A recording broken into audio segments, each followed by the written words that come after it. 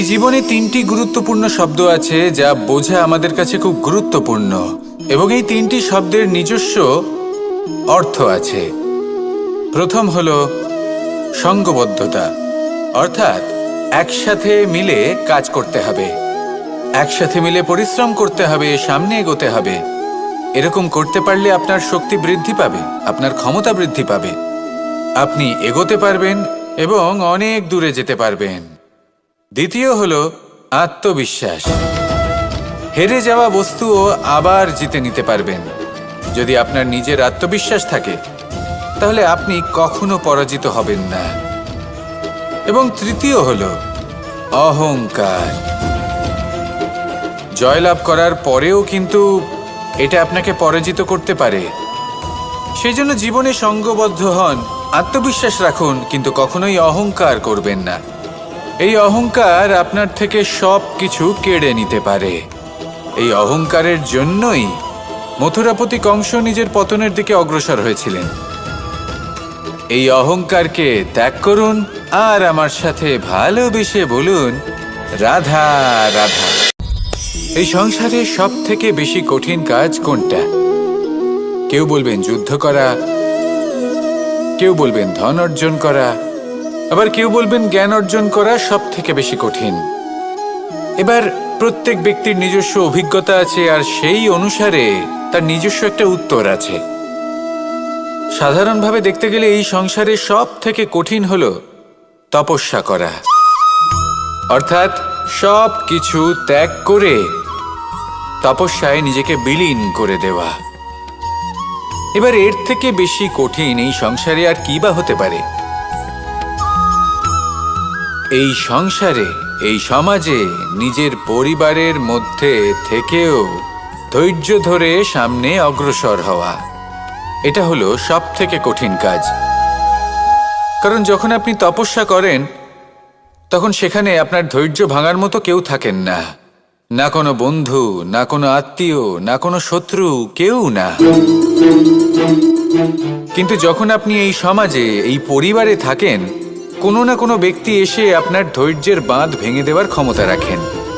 তারা আপনার ধৈর্যের বাঁধ ভেঙে দেয়, আর কখনো কখনো তারা অনিচ্ছাকৃতভাবেই সেটা করে থাকেন।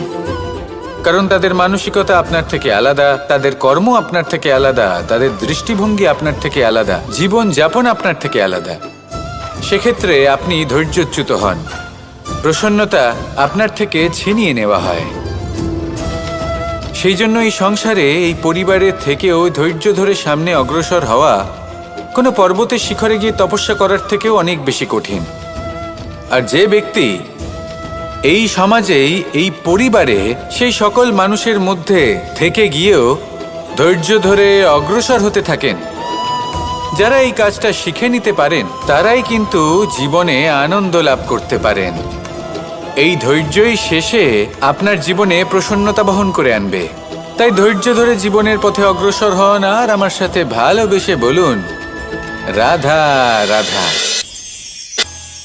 আমরা যখনই কোনো গাছের চারা রোপণ করি তখন সবার আগে পরীক্ষা করে দেখি যে যেখানে আমরা চারা রোপণ করতে চলেছি সেখানকার মাটি আদৌ উর্বর কি না, সেই মাটি সেই চারাকে বাড়তে সাহায্য করবে কিনা। যখন একটা চারা রোপণের আগে আমরা এত কিছু ভাবতে পারি, তাহলে কাউকে বিশ্বাস করার আগে আমরা কেন ভাবি না? জীবনে কখনো এই বিশ্বাসরূপী চারা কোথাও রোপণ করার আগে বোঝার চেষ্টা করুন যে যার ওপর আপনি বিশ্বাস করতে চলেছেন সে কি আদৌ আপনার বিশ্বাসের যোগ্য কি না। ভেবে দেখুন সেই ব্যক্তি ভবিষ্যতে গিয়ে আপনার বিশ্বাস ভাঙতে পারে কি না। এটাও ভেবে দেখুন যে যাকে আপনি বিশ্বাস করতে চলেছেন তাকে আপনি বিশ্বাস করলে নিজের জীবনের উদ্দেশ্যে আপনি অগ্রসর হতে পারবেন কি না। আর তার জন্য প্রয়োজন সঠিক সিদ্ধান্ত, পরখ করা, কোনটা উচিত কোনটা অনুচিত সেটা বোঝা। আর তাতে কিন্তু আপনি সন্দেহবাতিক হবেন না, তাতে আপনি আরো নিপুণ হয়ে উঠবেন। তাই যদি আপনি নিপুণ হয়ে উঠতে চান তাহলে বোঝার চেষ্টা করুন, পরখ করে দেখুন, কোনটা উচিত কোনটা অনুচিত বুঝুন। আর বিশ্বাস তখনই করুন যখন আপনি 100% নিশ্চিত হবেন যে সে বিশ্বাসের যোগ্য। আসুন আমার সাথে ভালোবেসে বলুন, রাধা রাধা। রাধা কখনো কখনো আমার জন্য বড়ই সুগন্ধি আতর নিয়ে আসে, পারিজাত ফুলের মালা নিয়ে আসে আমার প্রসাধন করবে বলে, এবং আমার সব থেকে বেশি প্রিয় মাখন নিজে হাতে বানিয়ে আনে আমাকে নিজে হাতে খাইয়ে দেবে বলে, সবকিছু আমাকে প্রসন্ন করবে বলে। কিন্তু আপনি কখনো ভেবেছেন যে এই আতর কিভাবে বানানো হয়? সহস্র ফুলের পাপড়ি একসাথে পিষে নিতে হয়, তারপরে তার থেকে যে রস নিঃসৃত হয় সেই রস দ্বারাই আতর তৈরি হয়। অনেক সংখ্যক ফুলকে অসীম যন্ত্রণা ভোগ করতে হয়, তবে তারা আমার প্রসাধন সামগ্রী হয়ে উঠতে পারে। দুধ থেকে মাখন তৈরি করার জন্য কতটা পরিমাণ মন্থন সহ্য করতে হয় সেটা আপনি জানেন। ঠিক সেই রকমই হলো আমাদের জীবনও। বিপদও আসে, কঠিন পরিস্থিতিও আসে, এর সম্মুখীন হতে শিখুন। মনে রাখবেন, আপনি হলেন সেই দুধ যাকে মন্থন সহ্য করতে হবে মাখন হয়ে ওঠার জন্য। মনে রাখবেন, আপনি হলেন সেই ফুলের মতন যাদের পিষ্ট হতে হবে সুগন্ধি আতর হয়ে ওঠার জন্য, যাকে এই সংসার পছন্দ করে। কখনো কখনো জীবনে আপনার সাথে খারাপ শুধুমাত্র এই কারণে ঘটে যাতে আপনার শ্রেষ্ঠ রূপ এই সংসারের সামনে আসতে পারে। শুধুমাত্র কঠিন পরিস্থিতি এবং বিপদকে একটা সুযোগ হিসেবে দেখার চেষ্টা করুন। আপনার জন্য এই সংসার বদলে যাবে, সংসারকে দেখার দৃষ্টিভঙ্গি পাল্টে যাবে, আপনার ভাগ্য পাল্টে যাবে, আর এই মন প্রসন্ন হয়ে বলবে, রাধা রাধা। পাশা নামক এই খেলাটি আপনারা নিশ্চয়ই খেলেছেন, না খেলে থাকলে দেখেছেন, আর যদি দেখেও না থাকেন তাহলে নিশ্চিত রূপে শুনেছেন। মহাভারতের এই মহাযুদ্ধ কোথাও না কোথাও এই পাশা নামক খেলার কারণে হয়েছিল। পাশার এই বিচিত্র খেলা, দান, এইসবের কারণে কেউ নিজের মাথায় রাজ মুকুট পরিধান করেছিলেন, আবার সেখানে পরাজিত হওয়ার জন্য কাউকে বনবাসও ভোগ করতে হয়েছিল। কিন্তু এই খেলা সমাপ্ত হওয়ার পরে সমস্ত ঘুঁটি আর এই পাশার ছক একই পুটলিতে স্থান পেল। এটাই হলো আমাদের জীবন।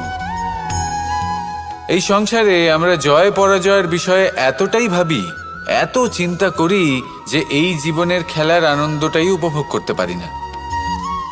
আর অবশেষে কি হয়? কেউ জয়ী হন, কেউ পরাজিত হন, কিন্তু দুজনেই একই স্থানে পৌঁছে যান। প্রত্যেক ব্যক্তি মৃত্যুর পরে একটি নির্দিষ্ট স্থানেই পৌঁছতে বাধ্য, কিন্তু ততক্ষণ এই জীবন, এই খেলা, তার আনন্দ উপভোগ করুন। এই সংসারে সেই ব্যক্তি শ্রেষ্ঠ স্থানে পৌঁছতে পেরেছেন যিনি এই সংসারকে প্রকাশ প্রদান করেছেন, যিনি কখনো জয় পরাজয় এ বিষয়ে ভাবেননি, শুধু এই জীবনের খেলার আনন্দ উপভোগ করেছেন। এটাই আপনিও করুন, আর আমার সাথে ভালোবেসে বলুন, রাধা রাধা। প্রত্যেক মানুষ নিজের জীবনে দুঃখ অনুভব করেন। প্রত্যেকের দুঃখ আলাদা হতে পারে। কারোর মনে এই দুঃখ থাকে যে সে তার বাবা মায়ের সব ইচ্ছে পূরণ করতে পারেননি। কেউ এটা ভেবে দুঃখ পান যে সে চিরকাল সদাচার করেছেন, সৎকর্ম করেছেন, কিন্তু তাও তাকে দুরাচারী বলে মনে করা হয়। কেউ এটা ভেবেও দুঃখ পান যে তার সামনে যে ব্যক্তি রয়েছেন তার চোখে তিনি শত্রু হয়ে উঠেছেন বা দুষ্ট হয়ে উঠেছেন, যেখানে তিনি হয়তো কোনো অনুচিত কাজই করেননি। এবার এই সমস্ত বিষয় নিয়ে ভেবে নিজের ব্যক্তিত্ব নিয়ে সন্দেহ প্রকাশ করবেন না। যদি নিজের ব্যক্তিত্ব নিয়ে কোনো সন্দেহ থেকে থাকে তাহলে কর্ম সংক্রান্ত প্রশ্ন করুন যে আপনি যা করেছেন তাতে কি উচিত ছিল, কি অনুচিত ছিল। যেটা প্রয়োজন সেটা এটা বোঝার যে আপনার অন্তর্মন, আপনার বিবেক আপনাকে কি বলছে, আর আপনার অন্তর্মন আর আপনার বিবেক আপনাকে যেটা করতে বলবে শুধু সেটাই করুন। আর তারপরে এই সংসার কি বলবে, কি ভাববে সেসব নিয়ে ভাবতে যাবেন না, কারণ এই সংসার তো ঈশ্বরকেও প্রশ্ন করে থাকে, ঈশ্বরকেও দোষী মনে করে। কখনো কখনো যখন কোনো ঘটনা মানুষের ইচ্ছা অনুযায়ী ঘটে না, তখন মানুষ এটা বলে যে হে ঈশ্বর, আপনি আমার পাশে থাকলেন না, আপনি বড়ই কঠোর, এটা আপনার দোষ। যেখানে বেশিরভাগ সময় হয়তো সে নিজেই নিজের কর্মফল ভোগ করছে, আর কখনো কখনো ঈশ্বর হয়তো তার জন্য আরো ভালো কোনো পরিকল্পনা করে রেখেছেন, কিন্তু মানুষ সেটা বুঝতে পারে না। তাই দিনের শেষে যেটা প্রয়োজন সেটা হলো নিজের মনের কথা বুঝতে হবে। আপনার বিবেক কি বলছে শুধু সেটাই করুন আর সামনে এগোতে থাকুন। আমার সাথে ভালোবেসে বলুন, রাধা রাধা। পরিবর্তন, এটা হলো সৃষ্টির অমূল্য নিয়ম। এই সংসারে সবকিছু সময়ান্তরে পরিবর্তিত হয়, এই সময়ও পরিবর্তিত হয়। পরিবর্তন চিরকাল হয়ে এসেছে আর চিরকাল হতে থাকবে, কিন্তু এবার আমরা সেই পরিবর্তন কিভাবে লাভ করব যেটা আমাদের প্রয়োজন, যেটা আমরা চাই। আমরা জীবনে বিকাশ চাই। এই বিকাশ কিভাবে লাভ করতে পারি? এই প্রকৃতি কিন্তু আমাদের অত্যন্ত উত্তম উদাহরণ দিয়ে বুঝিয়েছে। একটি বিন্দুর উদাহরণ দিয়েছে যা ভবিষ্যতে একটা বিশাল নদীর আকার ধারণ করে। এটা কিভাবে হয়? মেঘ থেকে একটি বিন্দু ঝরে পড়ে সেই পর্বতের ওপর যেখানে হিম আছে। সেই হিমের সংস্পর্শে আসা মাত্র সেই বিন্দুর সাথে আরও বেশ কিছু বিন্দু যুক্ত হয়। তারপর তারা অগ্রসর হয়, আরও কিছু বিন্দু যুক্ত হয়, আস্তে আস্তে একটা ক্ষীণ ধারার রূপ ধারণ করে এবং সেটাই ভবিষ্যতে আরও এগোতে থাকে। অনেকটা যাওয়ার পর যখন অনেক সংখ্যক বিন্দু একসাথে যুক্ত হয় তখন সেটা বিশাল নদীর আকার ধারণ করে। এবার আমরা মানুষ বলে আমাদের সাথে এই নিয়মের অন্যথা হয় তা নয়। আমরাও এই প্রকৃতির অংশ, আমাদের ক্ষেত্রেও একই নিয়ম প্রযোজ্য। যখন পরিশ্রম করে অনেক সংখ্যক বিন্দু আমরা একত্রিত করব তখনই পরিবর্তনের নদী প্রবাহিত হবে। প্রয়োজন হলো নিরন্তর পরিশ্রম করা এবং ধৈর্য ধরা। এটা করতে থাকুন, জীবনে সব কিছু লাভ করতে পারবেন, কারণ প্রকৃতি আমাদের এটাই শিখিয়েছে। আর আমরা এই ব্রহ্মরই একটি অংশ, যার দ্বারা এই ব্রহ্মাণ্ড নির্মিত। আসুন আমার সাথে ভালোবেসে বলুন, রাধা রাধা। কখনো এই প্রকৃতির দিকে তাকিয়ে থাকবেন। এই প্রকৃতি অনেক ধরনের শিক্ষা দেয়। কোনো একটা গাছকে দেখুন কিভাবে সে মাটি থেকে জল শুষে নেয়। সে ঝড় হোক বা হোক কড়া রোদ সব সহ্য করে এবং অবশেষে সে ফল ধারণ করে। আর সেই ফল উৎপন্ন করার পরে সে ফল কিন্তু সে নিজে গ্রহণ করে না, এই সংসারকে প্রদান করে, যাতে পশু পাখি মানুষ তারা এই ফল গ্রহণ করে শক্তিশালী হয়ে উঠতে পারে, সুস্থ থাকতে পারে। সেভাবেই নদী, সরোবর এরা নিজেরাও কিন্তু নিজেদের জল গ্রহণ করে না, মাটিকে প্রদান করে, পশু পাখিকে প্রদান করে। সূর্য নিজেও নিজের জন্য প্রজ্বলিত হয় না, সে প্রকাশ ছড়িয়ে দিতে চায় আমাদের সবার কাছে, সে আলো পৌঁছে দিতে চায়। এই প্রত্যেকের কর্মে পরমার্থ নিহিত আছে, আর সেই জন্যই এদের সকলকে পুজো করা হয়। তাই মনে রাখবেন, আপনার কাছে জীবন যাপনের অতিরিক্ত যা কিছুই আছে তা পরমার্থের জন্য। তাহলে তার সদ্ব্যবহার করুন আর আমার সাথে ভালোবেসে বলুন, রাধা রাধা। আমরা প্রত্যেকেই অবশ্যই এমন সময় দেখেছি যখন অনেকগুলো সমস্যা একসাথে আমাদের জীবনে এসে পড়ে। সমস্যা আমাদের প্রত্যেকের জীবনেই থাকে। আমরা তার সমাধান খুঁজতে চেষ্টা করি, কখনো সমাধান খুঁজে পাই, আবার কখনো যতই চেষ্টা করি না কেন কোনো সমাধান খুঁজেই পাই না। আর যখন এটা হয় তখন মানুষ অত্যন্ত বিচলিত হয়ে পড়েন।